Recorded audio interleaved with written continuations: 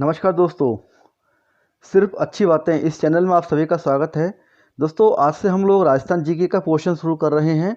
Rajasthan GK अभी आने वाली जो आगामी एग्ज़ाम्स हैं, जैसे कि पटवारी की, रीट, इसके अलावा स्कूल लेक्चरशिप, इन सभी राजस्थान की होने वाली प्रतियोगी परीक्षाओं में राजस्थान जीके एक महत्वपूर्ण सिलेबस का हिस्सा है। और यहाँ से विद्यार्थियों को बहुत सारी परेशानियाँ होती हैं, क्योंकि उनको कई बार एक स्पेसिफिक मटेरियल नहीं मिल पाता। दोस्तों, आज हम आपको यहाँ हम प्रोवाइड करवा रहे हैं राजस्थान जीके का स्पेसिफिक और बहुत ही ब्राइफली ऐसे नोट्स जो विभिन्न प्रकार की बुक्स एवं विभिन्न कोचिंगों के निचोड़ के रूप में आपके सामने प्रस्तुत की जा रही है। दोस्तों, आप इन नोट्स का बहुत एंजॉय करोगे, क्योंकि ये नोट्स बहुत ही संक्षिप्त और सरल भाषा में लिखे हुए हैं। आपको केवल मेरे साथ साथ यहाँ नोट्स का रिवीजन करना है, क्योंकि मैंने सारे नोट्स पीडीएफ फाइल में बनाए हैं। आप चाहो तो इनके स्क्रीनशॉट लेकर आप इनको याद कर सकते हो, अन्यथा आपके कमेंट्स पर और आपके रिक्वेस्ट पर मैं इसकी पीडीएफ फाइल भी आपको उपलब्ध करवा दूंगा। ठीक है, तो दोस्तों जुड़ जाइए। अभी लॉकडाउन का पीरियड चल रहा है और इस समय में ये हमारे पास एक बहुत महत्वपूर्ण समय है, जिसमें हमें किसी प्रकार की कोई और बॉदरिंग नहीं है और हमें सिर्फ और सिर्फ केवल अपनी पढ़ाई पर फोकस करना है। तो आने वाली सभी आगामी परीक्षाओं के लिए आप सभी को बहुत बहुत शुभकामनाएं। जिन विद्यार्थियों ने जो भी फॉर्म भरा हुआ है, उसमें राजस्थान जी के एक अभिन्न अंग है, अभिन्न भाग है। और राजस्थान जी की ही एक ऐसा पोर्शन है जो किसी प्रतियोगी की उस परीक्षा में सफलता को निश्चित करता है। क्योंकि जो विषय स्पेशलिस्ट पेपर्स होते हैं, उसमें तो अधिकांश स्टूडेंट्स अपने मार्क्स प्राप्त कर ही लेते हैं, लेकिन राजस्थान जी के एक ऐसा पोर्शन है जिसमें केवल वही विद्यार्थी महारत हासिल कर पाता है जो इसका नियमित रूप से अध्ययन कर रहा हो। ठीक है दोस्तों, तो ज़्यादा समय नहीं लेकर हम शुरू करते हैं। सबसे पहले हम शुरू करेंगे राजस्थान जी के। तो राजस्थान जी के का पोर्शन जो है वो बहुत ही संक्षिप्त रूप में मैंने यहाँ पर बनाने का प्रयास किया है। आप इसको देखें और किसी प्रकार की कोई समस्या है आपको तो आप मुझे कमेंट्स करें। राजस्थान को राजपूत काल में राजपूताना के नाम से जाना जाता था। राजपूताना ये नाम किसने दिया? ये सबसे पहले मिस्टर जॉर्ज थॉमसन ने 1800 ईस्वी में दिया। तो ये क्वेश्चन यहाँ से बनता है कि राजस्थान का राजपूताना नाम किसने दिया? तो वो है जॉर्ज थॉमसन। कब दिया? 1800 ईस्वी में दिया। इसकी जानकारी हमें कहाँ से मिलती है? तो इसकी जानकारी military memoirs of Mister George Thomson, military memoirs of Mister George Thomson, इसमें मिलती है। जिसके लेखक कौन है? William Franklin. ठीक है, थॉमसन के ऊपर लिखी हुई पुस्तक है ये, और इसको किसने लिखा है? William Franklin. तो दोस्तों, यहाँ से आपके दो क्वेश्चन प्राप्त होते हैं। पहला क्वेश्चन, राजपूताना का नाम किसने दिया? जॉर्ज थॉमसन ने। और ये जो बुक है military memoirs of Mister George Thomson, ये किसने लिखी? तो ये लिखी है विलियम फ्रैंकलिन ने। कब लिखी? 1805 में। ठीक है, आगे देखते हैं। राजस्थान शब्द का जो जनक है वो कौन है? कर्नल जेम्स टोर। जनक कौन है, यानी ये शब्द जो है राजस्थान को किसने दिया है? कर्नल जेम्स टोर ने। कंफ्यूज नहीं होना है, राजपूताना जॉन थॉमसन ने, और राजस्थान जनक कौन है? कर्नल जेम्स टोर। ठीक है दोस्तों, चलिए आगे देखें।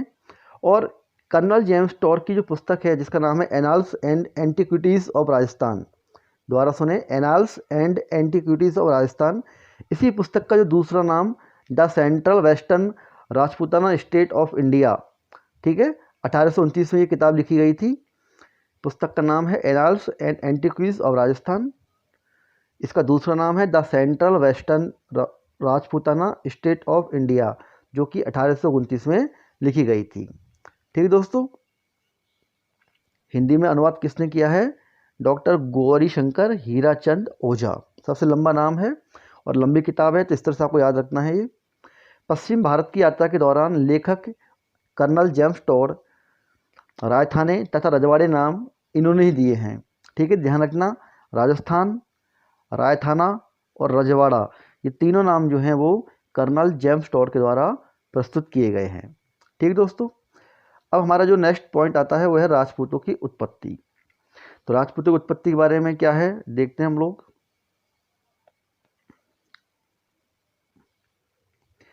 पृथ्वीराज रासो ग्रंथ का जो लेखक है चंदवरदाई, उनके अनुसार आबू, जो कि राजस्थान के सिरोही जिले में है, वहाँ वशिष्ठ मुनि नामक ऋषि ने किन्होंने, वशिष्ठ ऋषि अरबी आक्रमणकारियों का विनाश करने के लिए अग्नि यज्ञ करवाया और इसी अग्नि यज्ञ से राजपूत निकले। समझ में आ गया। तो ये जो उल्लेख है कहाँ मिलता है, यह उल्लेख पृथ्वीराज रासो, लेखक कौन है, चंद्रवरदाई, कहाँ पर, सिरोही में। किन्होंने किया है ये यज्ञ, वशिष्ठ मुनि जो ऋषि हैं उन्होंने किया है, और अरब आक्रमणकारियों को विनाश करने के लिए उन्होंने एक यज्ञ किया था जिसे अग्नि यज्ञ कहा जाता है। और इस अग्नि यज्ञ से हमें राजपूत प्राप्त हुए। ये राजपूत जो थे वो 4 प्रकार के थे, प्रतिहार वंश के, परमार वंश वाले, चालुक्य जिन्हें सोलंकी भी कहा जाता है, और चौहान। ठीक है दोस्तों, प्रतिहार, परमार, चालुक्य और चौहान। समझ में आ गया आपको। ये जो 4 जो राजपूत हैं ये हमको कहाँ से प्राप्त हुए हैं, अग्नि यज्ञ से प्राप्त हुए हैं।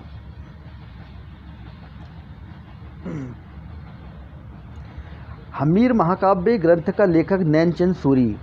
ठीक है, ये इसका दूसरा प्रमाण है। हमीर महाकाव्य जो ग्रंथ है उसके जो लेखक हैं नैनचंद सूरी, उनके अनुसार राजपूतों की उत्पत्ति सूर्य से हुई है। किससे हुई है, सूर्य से। तो क्वेश्चन आता है कि राजपूतों की उत्पत्ति सूर्य से हुई है, तो किसने बताया ये। हमीर महाकाव्य ग्रंथ का जो लेखक हैं नैनचंद सूरी, इन्होंने ही राजपूतों की उत्पत्ति सूर्य से बताई थी। समझ में आ गया आपको। चलो दूसरा देखो, कर्नल जेम्स टोड ने कहा कि जिस तरह से शक्य, कुषाण, हूण और सिथियन विदेशों से आए हैं। कौन कौन, शक्य, कुषाण, हूण और सिथियन विदेशों से आए हैं, किसने कहा है, सबसे पहले याद रखना है, कर्नल जेम्स टोड ने। ठीक है, उसी तरह से राजपूत भी कहाँ से आए हैं, विदेशों से आए हैं। तो राजपूत विदेशों से आए हैं, यह किसने कहा, यह कहा है आपके कर्नल जेम्स टोड ने। समझ में आ गया। यह आपका एक क्वेश्चन बन गया यहाँ से। अगला देखिए, डॉक्टर गौरीशंकर हीराचंद ओझा, इन्होंने क्या बताया था, इन्होंने ही जो बुक्स थी कौन सी, annals and antiquities of Rajasthan, उसका हिंदी वर्जन किया है। इन्होंने राजपूतों को क्षत्रिय जाति या वैदिक आर्यों की संतान बताया। ठीक है, वैदिक आर्यों यानी कि ओझा, ऐसे याद रखना है, आर्यों का मतलब ओझा, ओझा के द्वारा बताया गया था। और क्षत्रिय जाति ये भी किसने बताया था आपको, गौरीशंकर हीराचंद ने। अब 6 और 6 क्षत्रिय भी लिख सकते हो उसको आप सुनने के लिए। क्षत्रिय, क्षत्रिय मतलब शंकर, तो इस तरह से इसको आप याद करोगे। ठीक है, क्षत्रिय जाति यानी कि शंकर जी ने बताया है, यानी कि डॉक्टर गौरीशंकर हीराचंद ओझा ने राजपूतों की जो उत्पत्ति है वो क्षत्रिय जाति और वैदिक आर्यों की संतान के रूप में बताया। ठीक है दोस्तों, मैं आपको यहाँ पर एक लिंक भी बता रहा हूँ कि आपको ये किस प्रकार से याद करना है। सीबी वैद ने राजपूतों को विशुद्ध रूप से भारतीय बताया। ठीक है, सीबी वेद। अब वेद कहाँ है, हमारे वेद कहाँ मिलते हैं, भारत में मिलते हैं। ठीक है, वेदों की रचना भारत में हुई है। ठीक है, तो भारतीय किसने बताया, वेदों ने बताया, इस तरह से आपको याद रखना है। तो राजपूतों को भारतीय किसने बताया, सीबी वेद ने, ये आपको याद हो जाएगा इस प्रकार से।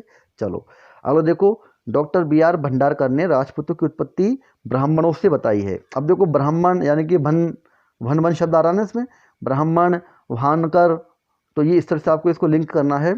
बै को भय मान सकते, बहमन यानी भन, ने भय और ने इसमें आ रहा है और भय ने इसमें आ रहा है, तो इससे हम पहचान कर लेंगे। क्योंकि दोस्तों क्वेश्चन आपका एग्जाम इसी प्रकार से आएगा कि राजपूतों की उत्पत्ति ब्राह्मणों से बताई गई, यह किसने कहा, तो आपको पहचान लेना है ब्राह्मण यानी कि भय और ने, तो वो कौन है, डॉक्टर DR भंडारकर। समझ में आ गया दोस्तों। चलो तो दोस्तों ये आपका यहाँ तक जो पोर्शन था वो पोर्शन आपका अभी तक हमने जो पढ़ा वो राजपूतों की उत्पत्ति के बारे में था और कुछ राजस्थान के जो शब्द थे उनके बारे में था। ठीक है, तो यहाँ से हमारे पास 5-6 क्वेश्चन प्राप्त होते हैं जिनको आपको रिवाइज करना है। राजस्थान, रायथाना और रजवाड़ा ये किसने कहा, ये कहा कर्नल जेम्स टोड ने। और राजपूताना शब्द किसने दिया था सबसे पहले, ये दिया था थॉमसन ने। ठीक है दोस्तों, तो अब हम पढ़ते हैं चौहान वंश। ठीक है, सबसे पहले राजस्थान में जो चौहान वंश स्थापित हुआ था वो 551 ईस्वी में स्टार्ट हुआ था और वासुदेव ने इसकी स्थापना की। तो देखो राजस्थान का जो इतिहास है दोस्तों, ये इतिहास हमको यहीं से प्रारंभ करना है 551 से। ठीक है, इससे पहले का जो इतिहास है वो हमारे लिए इतना महत्वपूर्ण नहीं है क्योंकि राजस्थान में सबसे पहले चौहान वंश को ही ज़्यादा प्रमुखता से लिया गया है। उसके बाद में फिर मेवाड़ आया था, फिर उसके बाद में मारवाड़ आया था, फिर इस प्रकार से जो शासक हैं उन्होंने यहाँ राजस्थान में शासन किया। तो इस प्रकार से आपको इसको एक क्रमबद्ध तरीके से याद करना है। ठीक है, तो हम 551 से स्टार्ट कर रहे हैं। चौहान वंश की स्थापना वासुदेव ने की थी 551 ईस्वी में और वासुदेव को ही चौहानों का आदि पुरुष कहा जाता है। चौहानों का आदि पुरुष, ठीक है, वो कौन है, पुष बुष यानी कि वासुदेव को क्या कहा जाता है? आदि पुरुष। समझ में आ गया? दूसरा पॉइंट देखो, यह दक्षिण भारत को या दक्षिण भारत से उत्तर भारत की ओर आया था, तब सांबर के आसपास आकर रहने लगा, और सांबर के आसपास के क्षेत्र को इसलिए क्या कहा जाता है? सपाद लक्ष्य कहा जाता है। तो ध्यान रखना, वासुदेव जो है वो दक्षिण भारत से उत्तर भारत की ओर आए थे, ठीक है। और इन्होंने सांबर कहाँ है दोस्तों? जयपुर के आसपास है। तो सांबर के आसपास का जो क्षेत्र है उसे क्या कहा जाता है? सपाद लक्ष्य। तो यहाँ से आपके 2-3 क्वेश्चंस बनते हैं कि चौहान वंश की स्थापना कब हुई थी? 551 में। चौहान वंश की स्थापना किसने की थी? वासुदेव ने। चौहानों का आदि पुरुष किसे कहा जाता है? वासुदेव को। वासुदेव ने राजस्थान में प्रवेश कहाँ से किया? तो दक्षिण भारत से उत्तर भारत की ओर प्रवेश किया। सपाद लक्ष्य का क्षेत्र कौन सा क्षेत्र है? तो सांबर के आसपास का क्षेत्र क्या है? सपाद लक्ष्य का क्षेत्र कहलाता है। समझ आ गया? ये क्वेश्चन बन गए। तो वासुदेव ने अपनी राजधानी अक्षत्रपुर नागौर को बनाई। तो याद रखना है, चौहान वंश की जो प्रथम राजधानी थी, क्वेश्चन आ सकता है चौहान वंश की प्रथम राजधानी कौन सी थी? वो थी आपकी अक्षत्रपुर नागौर। समझ में आ गया? चलो आगे देखते हैं। वासुदेव ने ही सांबर झील का निर्माण करवाया। क्योंकि हमें पता है कि सांबर के आसपास का क्षेत्र सपाद लक्ष्य है, जो वासुदेव के कारण ही प्राप्त हुआ था। तो 6ठी शताब्दी में, यानी कि हम यहाँ 600 वर्ष के आसपास आ गए हैं, तो सांबर झील का निर्माण करवाया था। यह राजस्थान की सबसे बड़ी क्या है? खारे पानी की झील है। राजस्थान की सबसे बड़ी खारे पानी की झील कौन सी थी? सांबर झील है, जिसका निर्माण वासुदेव ने करवाया था। सांबर के चौहानों की जानकारी कहाँ से मिलती है? सर्वप्रथम बिजोलिया शिलालेख से मिलती है, जो कहाँ पर है? बिजोलिया, बीजल, भीलल, इस तरह याद करना आपको। बिजोल यानी कि भील, यानी कि भीलवाड़ा, ठीक है। बी और ले बिजोलिया में आ रहा है, बी और ली, तो भील से आपको याद रखना है, इस प्रकार कनेक्ट करना है। तो यह भीलवाड़ा में स्थित है, और इसके लेखक कौन है? गुणभद्र, ठीक है। बिजोलिया जो शिलालेख है उसके लेखक कौन है? गुणभद्र। और 1170 में हमको ये अभिलेख जो है प्राप्त हुआ। समझ में आ गया दोस्तों? अब आते हैं सबसे पहले अजमेर के चौहान। अजमेर के चौहान का जो राज्य स्टार्ट होता है वो होता है 1113 से 1133 तक। ये आपको याद रखना है, 1113 से 1133 तक जो है वो अजमेर का जो चौहान है, यहाँ से अजमेर के जो चौहान वंश हैं वो प्रारंभ होते हैं आपके। और सबसे पहले अजय राज चौहान ने 1113 ईस्वी में अजमेर की स्थापना की। नाम से स्पष्ट है, अज यानी कि अजय राज, ठीक है, स्थापना की, और अजमेर को एक नई राजधानी बनाया। समझ में आ गया? तो चौहान वंश की दूसरी राजधानी कौन सी है? अजमेर। पहली कौन सी थी? अक्षत्रपुर यानी कि नागौर। दूसरी राजधानी कौन सी थी? अजमेर। किसने बसाई? अजय राज ने, ठीक है।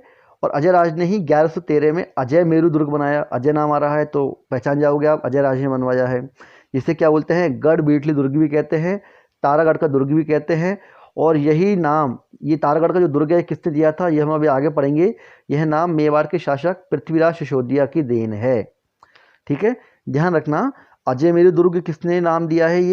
ये नाम अजय राज ने दिया था। इसको गढ़ बीटली कहा जाता है, लेकिन इसी दुर्ग को तारागढ़ दुर्ग भी कहते हैं। लेकिन ये नाम किसने दिया था? पृथ्वीराज सिसोदिया, जो कि कौन थे? मेवाड़ के शासक थे, जिनके बारे में आगे विस्तार से पढ़ेंगे, ठीक है। और दोस्तों इसी दुर्ग को हम क्या बोलते हैं? इसी दुर्ग को पूर्व का जिब्राल्टर, ठीक है। इसी दुर्ग को हम क्या बोलते हैं? पूर्व का जिब्राल्टर। अब याद कैसे रखना है? देखो, पूर्व दिशा राजस्थान में अजमेर कहाँ आता है? पूर्व दिशा में आता है। तो पूर्व दिशा का जिब्राल्टर क्या हो गया आपका? ये आपका अजमेर दुर्ग हो गया। जिसे किसने कहा ये सेंटेंस? ये कहा था हैदर बिशप ने। तो हैदर बिशप ने इस दुर्ग को क्या बोला है? पूर्व का जिब्राल्टर। इंपॉर्टेंट क्वेश्चन है ये दोस्तों, आपको याद रखना है। समझ में आ गया? तो ये आपका जो साम्राज्य का शासन था 1113 से 1133, ये अजय राज का शासन था। और इसकी जो प्रमुख घटनाएं थी वो आपको मैंने बता दी हैं। एक तो थी अजमेर को राजधानी बनाना 1113 ईस्वी में। एक था आपका गढ़ बीटली दुर्ग, या जिसे हम अजय मेरू दुर्ग भी कहते हैं, उसका निर्माण इसने करवाया था। और तारागढ़ दुर्ग इसे ही कहते हैं। और पूर्व का जिब्राल्टर हैदर बिशप ने इसको ही कहा है। इसके बाद में जो शासन आता है वह है 1133 से 1150। अर्णोराज, जिसे हम आनाजीब कहते हैं, ठीक है। तो अर्णोराज ने अजमेर में आना सागर झील का निर्माण करवाया। आना जी नाम है, इसी से बना है आना सागर। तो आना सागर झील कब बनी थी? ये 1135 से 1137 के बीच में बनी है अजमेर में आना सागर झील। और इसी झील के अंदर जो पानी है वो कहाँ से आता है? फाई सागर झील से आता है। और फाई सागर झील में जो है पानी कहाँ से आता है? ये बांडी जो नदी है वहाँ से ये पानी आता है। ठीक है, तो यहाँ से देखो कितने अच्छे क्वेश्चन बन गए आपके जो आपको याद रख। अगला क्वेश्चन देखिए दोस्तों, आना सागर झील के किनारे जहांगीर ने दौलताबाद बनवाया था। ठीक है, दौलताबाद किसने बनवाया था? जहांगीर ने, जिसको वर्तमान में सुभाष उद्यान के नाम से भी जाना जाता है। समझ में आ गया दोस्तों। आना सागर जो झील है उसके पास में एक बाग है दौलताबाग, किसने बनवाया था इसको? जहांगीर ने बनवाया था, जिसे आजकल क्या कहा जाता है? सुभाष उद्यान। और जहांगीर का जो पुत्र है वो कौन है? शाहजहां। ठीक है, तो शाहजहां ने इसी बाग के चारों तरफ, ठीक है, क्या बनवाई थी? 12 दरिया बनवाई थी। क्या बनवाई थी? 12 दरिया। तो याद रखना है, सुभाष उद्यान बनवाया जहांगीर ने, और इसके चारों ओर जो 12 दरिया है वो किसने बनवाई हैं? शाहजहां ने। ठीक है, अब दोस्तों को आपको याद रखना है कि कंफ्यूज हो जाता है कई बार कि जहांगीर और शाहजहां में कौन किसका पुत्र है, कौन क्या है। तो आपको एक नाम याद रखना है, शाहजहां। तो शाहजहां में शाह पहले आ रहा है, क्या आ रहा है? शाह पहले, और जहां बाद में आ रहा है। तो इसको लिंक करना है कि जहां बाद में आ रहा है इसका मतलब ये है कि जहांगीर क्या है? इसका बाप हुआ। ठीक है, तो इस तरह से आपको इसको लिंक करना है समझने के लिए। और जहांगीर और शाहजहां इन दोनों की माताएं कौन थी? राजपूत थी। कौन थी? दोनों की माताएं राजपूत थी। अर्णोराज ने पुष्कर में आदि वराह का मंदिर बनवाया जो भगवान विष्णु को समर्पित है। ये क्वेश्चन आता है, अजमेर में जो पुष्कर स्थान है वहाँ आदि वराह का मंदिर, आदि वराह का जो मंदिर है ये क्या है? आदि वराह, ये भगवान विष्णु के अवतार हैं, और इसलिए भगवान विष्णु को ही ये मंदिर क्या समर्पित है? किससे बनवाया है? ये अर्णोराज ने। समझ आ गया दोस्तों। चलो, अब इसमें से क्वेश्चन जो है बहुत इंपॉर्टेंट है कि अर्णोराज की हत्या उसके पुत्र जगदेव ने की थी। ठीक है, और इन्हें ही राजस्थान का प्रथम पितृहंता कहा जाता है। किसको कहा जाता है? जगदेव को, क्योंकि जगदेव क्या है? इन्होंने अपने पिता को मार डाला था, इनकी हत्या कर दी थी। तो जगदेव क्या है? राजस्थान के पहले पितृहंता हैं। समझ में आ गया दोस्तों। इनका शासनकाल कब से है? 1150 से 1158 तक। 1158 से और 1163 तक का जो शासन है वो है विग्रहराज फोर्थ का, क्योंकि 1150 से 58 के बीच का जो शासन था वो कुछ विशेष नहीं था। जगदेव का शासन था। जगदेव बहुत ही क्रूर विलासी व्यक्ति था, और उसके शासनकाल में जो प्रजा बहुत परेशान थी, बहुत दुखी थी। ठीक है, और वहाँ कोई विशेष कार्य नहीं हो पाए। इसके बाद में जो शासक आया था वो था विग्रहराज, और इसी विग्रहराज को विग्रहराज फोर्थ के नाम से जाना जाता है, जिसे बीसल देव कहते हैं। और यह चौहान वंश का प्रमुख शासक था। ठीक है, बहुत ही उल्लेखनीय शासक रहा है ये, और इसी के कारण ही चौहान वंश जो है बहुत प्रसिद्ध हुआ था। तो इसकी क्या क्या उपलब्धियाँ रही हैं वो हम देखते हैं। विग्रहराज चतुर्थ को कवि बांधव के नाम से जाना जाता है। पहला क्वेश्चन आपको ध्यान रखना है, विग्रहराज यानी बीशल देव को ही कवि बांधव के नाम से जाना जाता है। इसने क्या किया था? हरिकेली नाटक की रचना की थी, और किस भाषा में है? संस्कृत भाषा में। हरिकेली नाटक किसने रचा? विग्रहराज फोर्थ ने। किस भाषा में? संस्कृत भाषा में। और इसे क्या कहा जाता है? विद्वानों को आश्रयदाता, क्योंकि कवि बांधव है, यानी कि ये कवियों को इसने आश्रय दिया था, विद्वानों को आश्रय दिया था। इसके काल में बहुत सारी जो ग्रंथ हैं उनकी रचना हुई थी। बहुत सारे कवियों ने यहाँ कई प्रकार के ग्रंथ रचे थे, इसलिए इसको कवि बांधव या विद्वानों को आश्रयदाता कहा जाता है। अब चूँकि इन्होंने बहुत सारे कवियों को आश्रय दिया था, तो वो जो कवि थे जो इसके दरबार में बैठा करते थे वो कौन कौन से थे, तो उनको हम देखते हैं एक बार। इसके जो दरबारी कवि है उनमें पहला था सोमदेव। ठीक है, और सोमदेव ने कौन सा ग्रंथ रचा? उसका नाम है ललित विग्रहराज। ललित विग्रहराज। अब कैसे याद करना है? देखो, जो सोम होता है, सोमरस, वो सोमरस जो है वो ललित प्रकार का होता है। ठीक है, तो आपको इस प्रकार से याद रखना है, सोम से ललित। तो सोमदेव ने क्या रचा है? ललित विग्रहराज। और नरपति नाल है ये नरपति नाल है, इसने कौन सा ग्रंथ रचा है? बीसल देव राशो, बहुत इंपॉर्टेंट है। बीसल नाल है। ठीक है, बीसल नाल है, इस तरह से इसको आप याद रखना है, नरपति। ठीक है, नरपति नाल है, इसने कौन सा ग्रंथ रचा है? बीसल देव रासो। समझ में आ गया। विग्रहराज फोर्थ ने अजमेर में एक संस्कृत पाठशाला बनवाई थी, जिसको कुतुबुद्दीन ऐबक ने क्या किया? तोड़कर उसके ऊपर 2.5 दिन का झोपड़ा बनवाया था। तो 2.5 दिन का जो झोपड़ा बना हुआ है ये एक प्रकार की मस्जिद है, जो राजस्थान की प्रथम मस्जिद है। क्या है? प्रथम मस्जिद। और वास्तव में ये मस्जिद एक संस्कृत पाठशाला के ऊपर बनाई हुई है, जिसे किसने बनवाया था? विग्रहराज फोर्थ ने। और इस मस्जिद को किसने पूरा किया? इल्तुतमिश ने पूरा किया था। ठीक है, और यहाँ पर 2.5 दिन का पंजाब शाह का उर्स लगता है। उर्स यानी मेला लगता है, इसीलिए इसे हम क्या बोलते हैं? 2.5 दिन का झोपड़ा। समझ में आ गया? ढाई दिन का पंजाब शाह का उर्स लगता है। इसको याद रखना है, इंपॉर्टेंट क्वेश्चन है ये।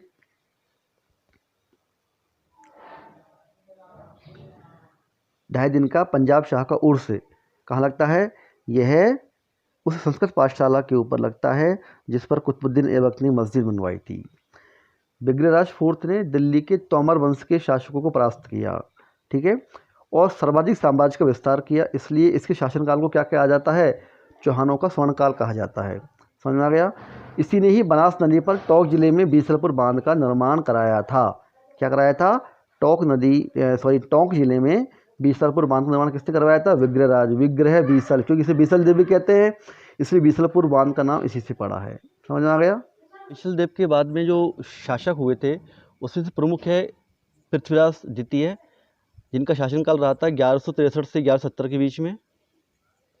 उसके बाद में आए थे सोमेश्वर, ठीक है। तो आपको ये क्रम भी याद रखना है दोस्तों, कई बार क्वेश्चन पूछ लेता है एग्जाम्स में, ठीक है। तो अगर हम देखें तो सबसे पहला शासक कौन था? वासुदेव। उसके बाद में कौन आया था? अजयराज। फिर अर्णोराज। अर्णोराज के बाद में आए थे कौन आपके? मुख्यतः जगदेव। जगदेव के बाद में कौन थे? बीसलदेव। बीसलदेव के बाद में कौन थे? पृथ्वीराज द्वितीय। उसके बाद में सोमेश्वर। और उसके पश्चात 1177 से 1192 का जो शासनकाल था, जो कि बहुत ही इंपॉर्टेंट शासनकाल है, ये था पृथ्वीराज चौहान तृतीय का, ठीक है। तो पृथ्वीराज चौहान तृतीय का जो शासनकाल है उसको हम विस्तार से देखेंगे। इनको राय पिथौरा, दिग्विजय, दलपुंज, दलपुंज मतलब विश्व विजेता की उपाधि के नाम से भी जाना जाता है। तो ये क्वेश्चन इंपॉर्टेंट है, आपको याद रखना है कि पृथ्वीराज चौहान तृतीय को राय पिथौरा, दिग्विजय, दलपुंज, ठीक है, इन नामों से भी जाना जाता है।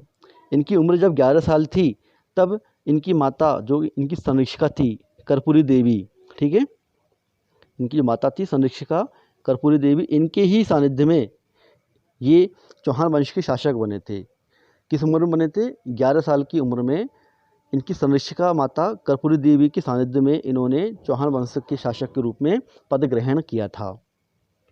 उनका जो युद्ध है, आपको याद होगा शासनकाल इनका कब से कब तक है, ये याद रखना, 77 से 92 तक।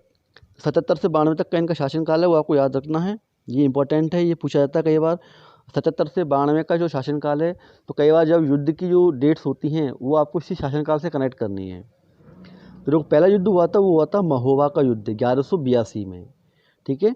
पृथ्वीराज चौहान थर्ड और चंदेल के राजा परमरी देव के मध्य हुआ था, ठीक है। परमरी देव के मध्य, जो कि चंदेल के राजा थे, और इनके बीच में युद्ध हुआ था, जिसमें परमरी देव के 2 सेनापति आलह और उदल मारे गए थे तथा पृथ्वीराज चौहान की विजय हुई थी। तो यहाँ से 2-3 क्वेश्चंस प्राप्त होते हैं कि परमरी देव के जो सेनापति, उनका नाम क्या है? आलह और उदल। परमरी देव कहाँ के शासक थे? चंदेल के शासक थे। राजा पृथ्वीराज चौहान तृतीय और चंदेल के राजा परमरी देव के मध्य का युद्ध क्या का जो नाम है वो क्या है? महोबा का युद्ध। कब हुआ था? 1182 में हुआ था। कौन जीता था इस युद्ध में? पृथ्वीराज चौहान जीते थे, ठीक है। फिर इसके पश्चात इसी शासनकाल के दौरान मोहम्मद जो गौरी हैं, इनका गजनी, जो कि अफगानिस्तान में था, वहाँ से इनका आगमन होता है। पश्चिमी भारत में ये आए थे 1175 ईस्वी में, ठीक है। गौरी की जो पहली पराजय थी वो आबू, जिसे हम अहिलवाड़ा का युद्ध भी कहा जाता है, उसमें हुई थी 1178 ईस्वी में, ठीक है। 1178 ईस्वी में गौरी की पहली पराजय किसके साथ में हुई थी? आबू अहिलवाड़ा के युद्ध में। किसके साथ में इसका युद्ध हुआ था? इसका युद्ध हुआ था मूलराज द्वितीय के साथ में, ठीक है, और भीम सिंह द्वितीय। मूलराज द्वितीय और भीम सिंह द्वितीय, जो कि गुजरात के शासक थे, ठीक है, उनके और मोहम्मद गौरी के बीच में युद्ध हुआ था 1178 में, जिसे हम अहिलवाड़ा का युद्ध भी कहते हैं, जिसमें गौरी क्या हुआ था? हार गया था। इसके बाद में तराइन का प्रथम युद्ध हुआ है 1191 ईस्वी में, जो कि पृथ्वीराज चौहान तृतीय और गौरी के बीच में हुआ, जिसमें पृथ्वीराज चौहान क्या हुआ? विजय हुआ। अब देखिए दोस्तों, कन्नौज का जो शासक था जयचंद, उसकी पुत्र थी संयोगिता। तो पृथ्वीराज चौहान ने संयोगिता के साथ गंधर्व विवाह किया, ठीक है। कन्नौज के शासक जयचंद, उसकी जो पुत्री थी संयोगिता, उसके साथ पृथ्वीराज चौहान ने गंधर्व विवाह किया था। और इसी विवाह से नाराज होकर जयचंद और पृथ्वीराज चौहान एक दूसरे के शत्रु हो गए थे। और वही जयचंद जो है मोहम्मद गौरी के साथ मिलकर फिर क्या करता है? पृथ्वीराज चौहान के साथ युद्ध करता है। तो ये तराइन का जो द्वितीय युद्ध जो हुआ 1192 ईस्वी में, ये पुनः पृथ्वीराज चौहान तृतीय और गौरी के बीच में हुआ था। जिससे पृथ्वीराज चौहान क्या हो गए, हार गए थे और गौरी की क्या हुई थी, इसमें जीत हुई थी। ठीक है दोस्तों, मोहम्मद गौरी पृथ्वीराज चौहान को सरसूती सिरसा, ठीक है, ये हरियाणा नामक स्थान है, वहाँ से बंदी बनाकर और कहाँ ले गया, गजनी ले गया, और गजनी ले जाकर पृथ्वीराज चौहान को अंधा कर दिया। ठीक है, पृथ्वीराज चौहान के बाण का नाम था शब्दवेदी। ये क्वेश्चन आता है एग्जाम्स में, पृथ्वीराज चौहान के बाण का नाम। ठीक है, और पृथ्वीराज चौहान के साथ उनका जो दरबारी कवि था चंद्रवरदाई, वो भी साथ में वहीं गया था। पृथ्वीराज चौहान की समाधि कहाँ है, गजनी में है। पृथ्वीराज चौहान और चंद्रवरदाई के बीच में एक श्लोक, एक चौपाई बहुत फेमस है, बहुत प्रसिद्ध है।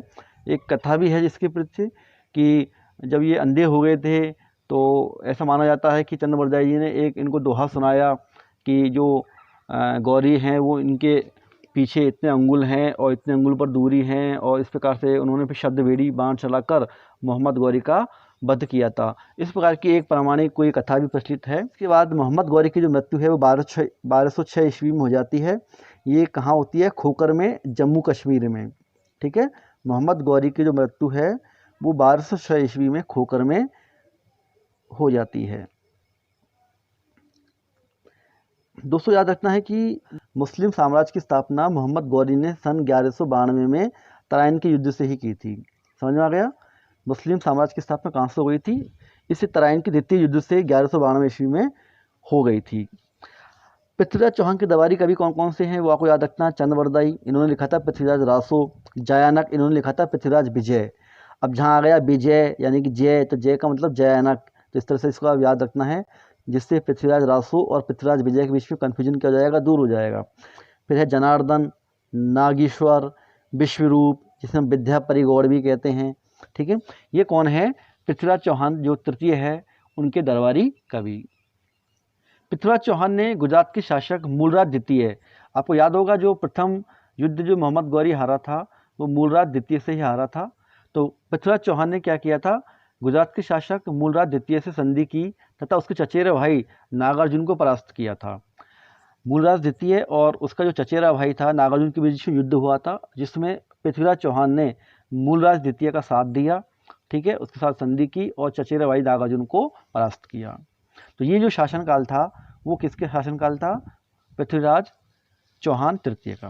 इसके बाद में 1192 से 1193 के बीच में गोविंद राज जो कि पृथ्वीराज चौहान का बेटा था उसका शासक रहा, और 1193 में ही जो मोहम्मद गौरी का सेनापति था कुतुबुद्दीन ऐबक, कौन था, कुतुबुद्दीन ऐबक, उसका भी शासनकाल जो है वो 1193 से प्रारंभ होता है। तो आपको ध्यान रखना है कि जो कुतुबुद्दीन ऐबक के शासनकाल में चौहान वंश के शासक कौन थे, गोविंद राज।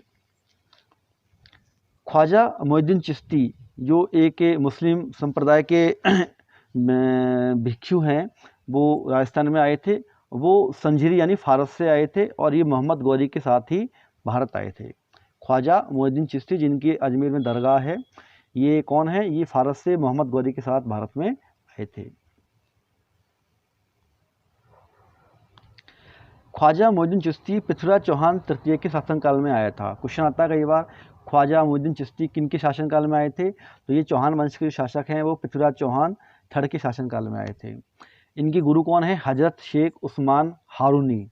ठीक है, ख्वाजा मोइनुद्दीन चिश्ती की गुरु का नाम क्या है, हजरत शेख उस्मान हारूनी, और इनकी दरगाह कहाँ है, ये हम सभी जानते हैं, अजमेर में इनकी दरगाह स्थित है। तो दोस्तों ये था अजमेर के चौहानों का पूरा शासनकाल, जो कि महत्वपूर्ण शासनकाल रहा है इनका, और मैंने इसमें केवल इंपॉर्टेंट जो बातें हैं वही शेयर की हैं जो जनरली एग्जाम्स में पूछी जाती हैं। इसके बाद में प्रारंभ होता है रणथंभौर का शासनकाल, यानी रणथंभौर में जो चौहान वंश हैं उनका शासनकाल। तो रणथंभौर में चौहान वंश की स्थापना वो किसने की थी, गोविंद राज ने की थी, जो कौन थे, पृथ्वीराज चौहान तृतीय के पुत्र थे, और कब की थी, 1194 ईस्वी में। तो 1194 ईस्वी के पश्चात का जो वंश है वह रणथंभौर के चौहानों का वंश कहलाता है। समझ में आ गया दोस्तों, 551 से लेकर 1193 तक का जो वंश रहा है वो अजमेर के चौहानों का रहा है, और उसके बाद में रणथंभौर के जो चौहान है वो 1194 से प्रारंभ हो जाता है। इनके जो प्रसिद्ध शासक थे, रणथंभौर जो चौहान वंश है इसके प्रसिद्ध शासक कौन थे, हमीर देव चौहान। ठीक है, हमीर देव चौहान जिनका शासनकाल कब रहा है, 1282 से 1301 तक। ये शासनकाल हमको याद रखना है क्योंकि इस शासनकाल की जो समय सीमा है, इसको याद करने से काफ़ी सारे क्वेश्चन हमारे इजीली सॉल्व हो जाते हैं। ठीक है, तो इसकी जो जानकारी है, जो ये शासनकाल की जानकारी कहाँ से मिलती है? पहले मिलती है हमको हम्मीर महाकाव्य। ठीक है, महाकाव्य, चूँकि इसमें व्यय, लास्ट में व्यय आ रहा है, यानी ये आ रहा है, तो इसको हम नयन से याद रखेंगे, महाकाव्य, तो नय, तो इस प्रकार से ये याद हो जाएगा। तो किसने लिखा है हम्मीर महाकाव्य? नयनचंद सूरी ने। हम्मीर रासो, ठीक है, अब एक हम्मीर रासो इसमें आ रहा से, तो इसका मतलब सारंगधर हो गया। और एक हम्मीर रासो जो है, जो कि 18वीं ईस्वी में लिखा गया था, वो जोधराज ने लिखा था। किसने लिखा था? जोधराज। तो इसमें आपको कन्फ्यूज नहीं होना है। 13वीं शताब्दी में, यानी कि जो चौहानों का वंश था, उस समय की स्थिति को वर्णित करते हुए सारंगधर ने हम्मीर रासो लिखा था, और उसके पश्चात जोधराज ने हम्मीर रासो का लेखन किया। हम्मीर हट्ट, ये किसने लिखा है? चंद्रशेखर ने। हम्मीर हट्ट किसने लिखा है? चंद्रशेखर ने। और एक है सुरजन चैत्र, ये किसने लिखा है? चंद्रशेखर ने। तो ये 4 महाकाव्य हैं जो आपको याद रखते हैं, इनके लेखक आपको याद रखते हैं, ये एग्जाम्स में पूछे जाते हैं। हम्मीर देव चौहान के समकालीन दिल्ली में खिलजी वंश का शासक कौन था? जलालुद्दीन खिलजी। तो दोस्तों ध्यान रखना है कि जब शासनकाल प्रारंभ हुआ था 1194 ईस्वी के आसपास, उस समय जो शासक था वो था कुतुबुद्दीन ऐबक। और हम्मीर देव के समय समकालीन दिल्ली में जो शासनकाल चल रहा था, वो चल रहा था खिलजी वंश का। और उस खिलजी वंश के जो प्रमुख शासक थे वो कौन थे? जलालुद्दीन खिलजी। कई बार हम लोग कन्फ्यूज हो जाते हैं अलाउद्दीन के नाम से, क्योंकि हम्मीर और अलाउद्दीन खिलजी का युद्ध हुआ था, तो इसको याद रखना है आपको। तो ये जलालुद्दीन खिलजी था, और जलालुद्दीन खिलजी के शासनकाल में हम्मीर देव चौहान का शासनकाल था। जलालुद्दीन खिलजी ने रणथंभौर पर 2 बार आक्रमण किया। ठीक है, और दोनों बार ही वो क्या हुआ? पराजित हुआ था। एक तो किया था 1291 ईस्वी में, और एक किया था 1292 ईस्वी में। आपको याद रखना है, जलालुद्दीन खिलजी ने आक्रमण किया था, ध्यान रखें आप लोग, नॉट अलाउद्दीन, जलालुद्दीन ने। और एक किया था 1292 ईस्वी में, लेकिन दोनों ही बार वह हम्मीर देव से परास्त हुआ था। रणथंभौर दुर्ग को मैं मुसलमान के एक बाल के बराबर भी नहीं मानता, ये किसने बताया था या किसने कहा? ये कहा था जलालुद्दीन खिलजी ने। चूँकि खिलजी 2 बार युद्ध हार गया था, तो युद्ध के हार जाने के कारण वह बहुत खिंच गया, और उस खिंचने के कारण या चिढ़ जाने के कारण उसने यह कहा कि मैं इस दुर्ग को एक मुसलमान के बाल के समान भी नहीं मानता। ये सेंटेंस आपको याद रखना है। अब देखो, जलालुद्दीन खिलजी की जो हत्या थी वो किसने की थी? अलाउद्दीन खिलजी ने की थी 1296 ईस्वी में। ये आपको याद रखना है। तो 1296 ईस्वी में ही अलाउद्दीन खिलजी जो है वो क्या हो गया? दिल्ली का शासक बन गया। ठीक है, कौन था ये अलाउद्दीन खिलजी?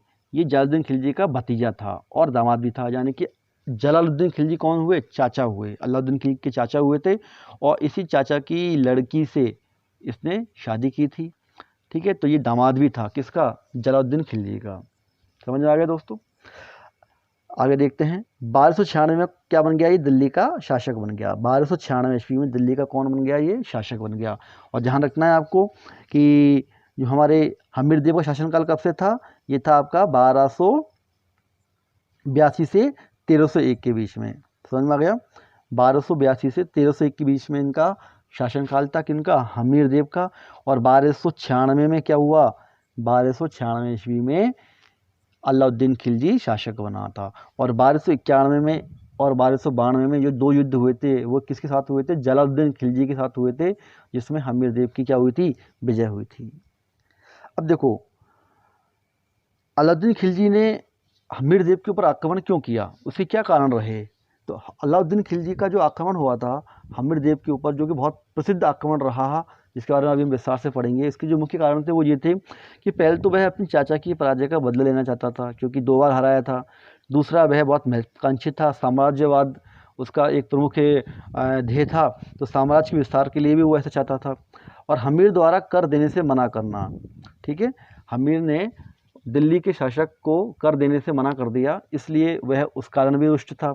और जो मुख्य कारण था वो यह था कि अलाउद्दीन खिलजी का एक मंगोली विद्रोही था, महमूद शाह। कौन था? मंगोल विद्रोही महमूद शाह। और इस महमूद शाह ने हम्मीर देव के यहाँ पर क्या कर ली थी? शरण ले ली थी। और हम्मीर देव के शरण में आ जाने के कारण हम्मीर देव ने उसे अलाउद्दीन खिलजी को वापस भेजने से मना कर दिया, और इसलिए भी अलाउद्दीन खिलजी क्या था? हम्मीर देव से बहुत नाराज़ था। और इन सब के कारण अलाउद्दीन खिलजी ने हम्मीर पर क्या किया? आक्रमण किया। ठीक है। हमीर हट के कारण जाना जाता था, हमीर का हट था, ये बहुत हठी था और इसलिए इसके बारे में कहावत भी थी कि तिरमो तेल चढ़े ना दूजी वाह का कहावत, ये हमीर के लिए कही जाती है, तिरमो तेल चढ़े ना दूजी वाह। ठीक है, यानी कि जो हमीर देव का एक बार हट जो इसने ठान लिया तो वो इसको पूरा ही करके मानता था। अब देखिए दोस्तों, रणथंभौर का जो युद्ध हुआ था वो 1299 ईस्वी में हुआ था। ठीक है, रणथंभौर का जो प्रथम युद्ध हुआ था 1299 ईस्वी के आसपास इसका युद्ध हुआ था और यह युद्ध हमीर देव चौहान और अलाउद्दीन खिलजी के मध्य हुआ। हमीर देव चौहान के पक्ष में जो इसके सेनापति थे वो कौन थे? भीम सिंह और धर्म सिंह। और अलाउद्दीन खिलजी के साथ जो सेनापति थे वो कौन थे? नुसरत खान और उलगुर खान। ठीक है, समझ आ गया। तो सबसे पहले जो युद्ध हुआ था वो इन सेनापति के बीच में हुआ था और इन सेनापति का जो युद्ध हुआ था उसमें अलाउद्दीन जो खिलजी था उसके सेनापति हार गए थे, उनकी पराजय हुई थी और भीम सिंह और धर्म सिंह जो सेनापति थे जिनके सानिध्य में, जिनके नेतृत्व में युद्ध लड़ा गया था, उसमें इनकी विजय हुई थी। उसके पश्चात रणथंभौर का जो निर्णायक युद्ध हुआ था वो हुआ था 1301 ईस्वी में, जो कि इंपॉर्टेंट है, आपको याद रखना है। समझ में आ गया। तो देखो, अलाउद्दीन खिलजी का जो प्रथम युद्ध हुआ था वो अलाउद्दीन खिलजी ने नहीं किया था बल्कि उसके सेनापति के द्वारा लड़ा गया था जिसमें उसकी हार हुई थी। ठीक है, और जो सेकंड युद्ध हुआ था वो निर्णायक युद्ध था जो कि 1301 ईस्वी में संपन्न हुआ। इस युद्ध में जो अलाउद्दीन खिलजी की तरफ से कौन था सेनापति? उलगुर खान। कौन था? उलगुर खान।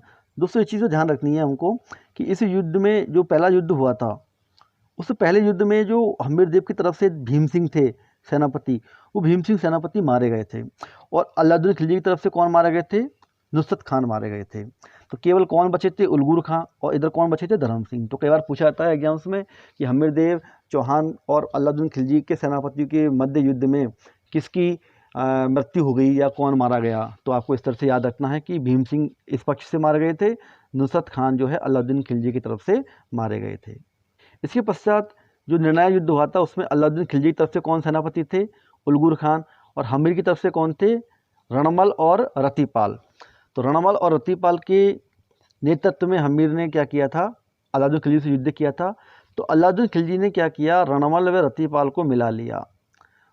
ठीक है, किसी प्रकार से धोखा देकर उनको साम्राज्य का या राज्य का, धन दौलत का लोभ देकर रणपल और रतिपाल दोनों को अपने पक्ष में शामिल कर लिया और इसी कारण यह युद्ध जो है हमीर के हाथ से निकल गया और हमीर इस युद्ध में मारा गया। तथा बाद में अलाउद्दीन खिलजी ने भी क्या किया? रणमल व रतिपाल को हाथी से कुचलवा दिया। हमीर की पत्नी रंग देवी ने जौहर कर लिया। ठीक है, तो राजस्थान में एक प्रथा थी कि जब युद्ध में उनके पति शासक मारे जाते थे तो वहाँ की जो रानियाँ थी वो जौहर कर लिया करती थी। ये जौहर जो है वो जल जौहर के रूप में हुआ करता था, कई बार वह आग यानी कि अग्नि जौहर के रूप में भी हुआ करता था। तो यहाँ जो सबसे पहला जल जौहर का जो उल्लेख मिलता है वो हमीर की पहली जो पत्नी थी रंग देवी उसके रूप में मिलता है। रंग देवी ने खिलजी शासक था उसके कारण जौहर कर लिया था जिसे जल जौहर कहा जाता है। दोस्तों एक चीज़ ध्यान रखिए, रणथंभौर दुर्ग में जो प्रवेश द्वार है वो जैन दुर्ग है। ठीक है, तो ये जो था ये आपका रणथंभौर के जो चौहान थे, किनके चौहान? रणथंभौर के चौहान, उसके शासनकाल के बारे में एक संक्षिप्त जानकारी थी जो मैंने आपको दी थी। अब हम पढ़ेंगे जालौर के जो चौहान थे, यानी कि जालौर का जो शासनकाल था जिसमें चौहानों का जो शासन रहा वो क्या था। तो जालौर को जो है जावलीपुर, जलालाबाद, ग्रेनाइट सिटी, सुवर्णगिरी इनके नाम से भी जाना जाता है। आपको याद रखना है, जावलीपुर जो पुराना नाम है, जलालाबाद, ग्रेनाइट सिटी वर्तमान में कहा जाता है और सुवर्णगिरी। ठीक है, सुवर्णगिरी इसमें उपस्थित जो किला है उसके कारण कहा जाता है, जिसको अभी हम विस्तार से पढ़ेंगे आगे। तो ये आपको नाम याद रखने हैं। और जालौर में चौहान वंश की स्थापना थी किसने की थी? कीर्तिपाल ने की थी 1182 में। ठीक है, जालौर में चौहान वंश की स्थापना कब हो गई थी? 1182 ईस्वी में हुई थी। किसने की थी? कीर्तिपाल ने। कीर्तिपाल को कीतू, एक महान राजा की उपाधि मोहनत नैन सिंह ने दी थी। ठीक है, एक कवि थे, एक बहुत प्रसिद्ध ग्रंथकारी रचनाकार थे मोहनत नैन सिंह, इन्होंने ही कीर्तिपाल को कीतू नामक एक महान राजा की उपाधि दी थी। अब ये मोहनत नैन सिंह कौन थे? मोहनत नैन सिंह जो थे वो जोधपुर के शासक जसवंत सिंह के दीवान थे। जोधपुर के शासक जसवंत सिंह के दीवान कौन थे? मोहनत नैन सिंह। मोहनत नैन सिंह को मुंशी देवी प्रसाद ने राजस्थान का अबुल फजल कहा है। ये इंपॉर्टेंट है, ये आपको ध्यान रखना है। मोहनत नैन सिंह को अबुल फजल कहा जाता है राजस्थान का। ये किसने कहा था?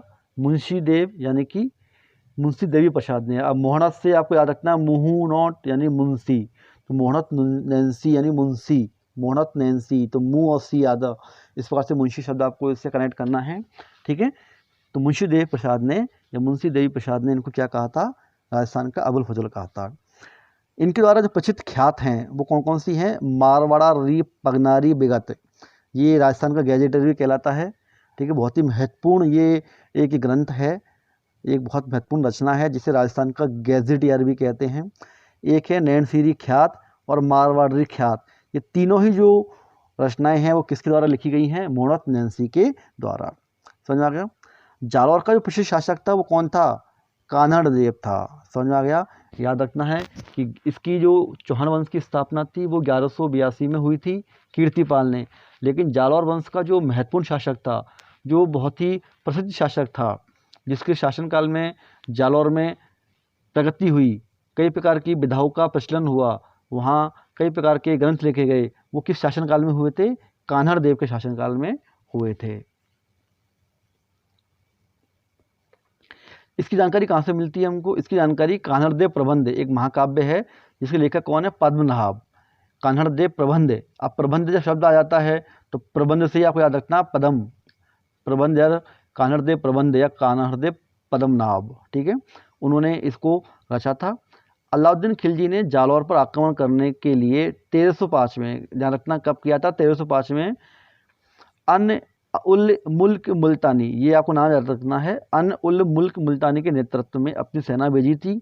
तो युद्ध तो नहीं किया लेकिन क्या करवा दिया? दोनों के बीच संधि करवा दी। ठीक है, जो सेनापति थे उस सेनापति ने क्या किया था? जालौर के जो शासक थे कान्हड़ देव और अलाउद्दीन खिलजी, इनके बीच में क्या करवा दी? संधि करवा दी। कान्हड़ देव ने अपने पुत्र बीरम देव को अलाउद्दीन खिलजी के दरबार में दिल्ली भेज दिया।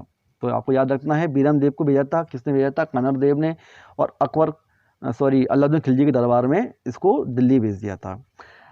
अलाउद्दीन खिलजी की पुत्री थी फिरोजा बानो, वो बीरम देव से प्रेम करने लगी। ठीक है, अलाउद्दीन खिलजी ने जालौर दुर्ग पर आक्रमण करने के लिए 1308 में कमालुद्दीन गुर्ग, जिसे कमाल खां के नाम से भी जाना जाता है, उनके नेतृत्व में दोबारा सेना भेजी।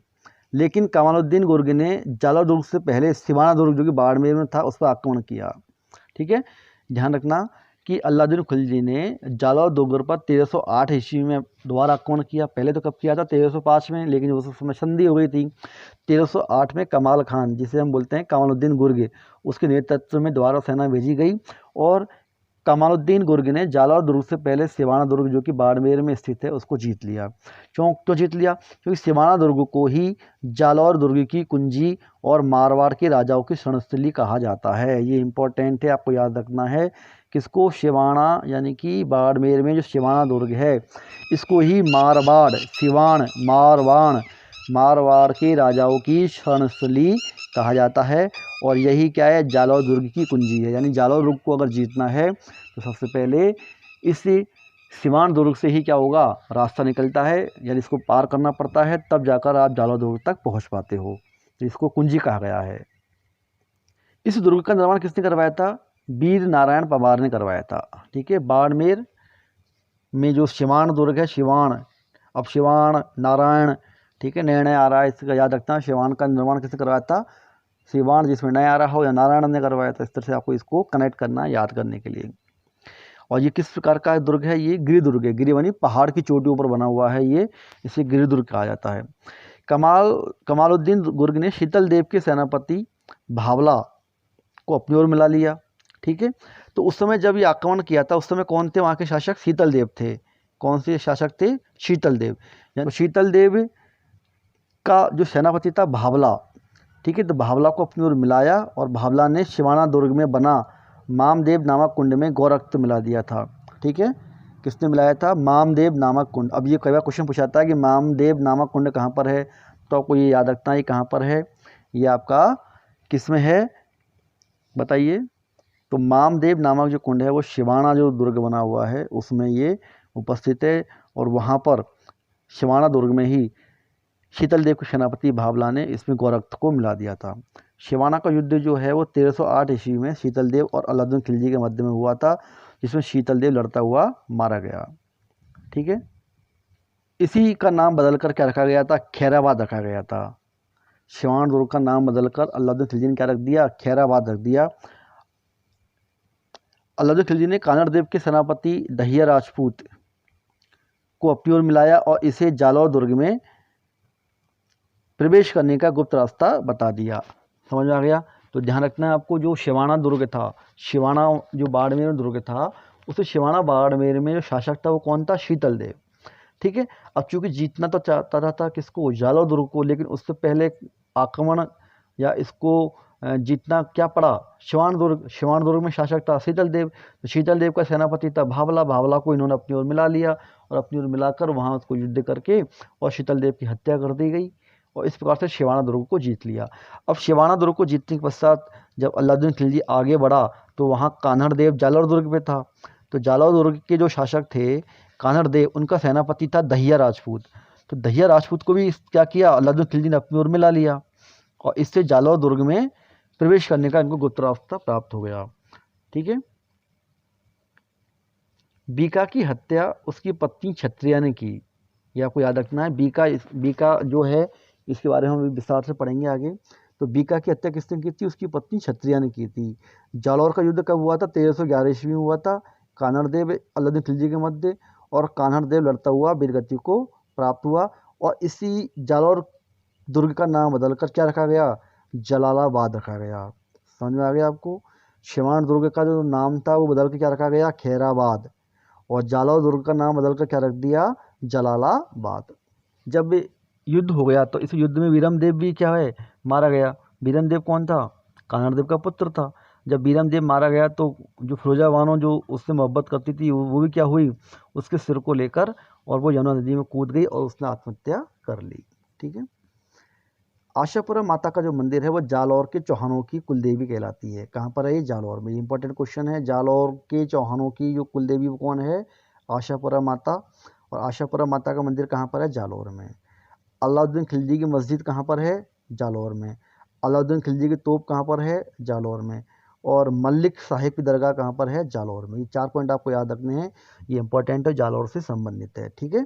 अलाउद्दीन खिलजी की मस्जिद, उसकी तोप, मलिक साहिब की दरगाह और आशापुरा माता जो कि जालौर के चौहानों की कुलदेवी थी, उनका जो मंदिर है वो कहाँ पर है, जालौर में है। ठीक है दोस्तों। तो दोस्तों ये था आपका चौहान वंश का एक संक्षिप्त विवरण, जिसमें मैंने सभी प्रकार के क्वेश्चनों का समावेश कर लिया है। तो यहाँ हम चौहान वंश को समाप्त करेंगे। तो आज की मेरी इस PDF फाइल में, इस PDF फाइल के लेक्चर्स में या इस वीडियो में आपने चौहान वंश के बारे में पढ़ा। आप इस वीडियो को बार बार देखें, बार बार सुने, और आप चाहो तो मेरी इस आवाज़ को म्यूट करके भी इसको आप पढ़ सकते हो और इसमें जो लिखे हुए क्वेश्चंस हैं उनको आप याद करें, उनको बार बार पढ़ें। ठीक दोस्तों, आशा है आपको ये जो टॉपिक है चौहान वंश का वो समझ में आ गया होगा और आपको ये वीडियो भी पसंद आया होगा। आप मेरी इस वीडियो को लाइक करोगे, शेयर करोगे और सब्सक्राइब करोगे। ठीक है। और अब जो नेक्स्ट वीडियो आएगी आपकी, उस नेक्स्ट वीडियो में हम पढ़ेंगे मेवाड़ का इतिहास। मेवाड़ का हम पूरा इतिहास पढ़ेंगे संक्षिप्त में लेकिन महत्वपूर्ण क्वेश्चनों के साथ, क्योंकि उसके अलावा मेवाड़ में से और कोई क्वेश्चन नहीं पूछे जाएंगे। जैसे मैंने जो चौहान वंश का जो आपको ये बताया है, इसमें अधिकांश क्वेश्चनों का मैंने समावेश कर लिया है। यहाँ से इसके अलावा कोई क्वेश्चंस पूछने की संभावना नहीं बच पाती है। लगभग 95% क्वेश्चंस आपके यहीं से आते हैं। ठीक दोस्तों, तो अब मुझे आप इजाज़त दीजिए। तब तक आप पढ़ते रहो और सुनते रहो सिर्फ अच्छी बातें। नमस्कार।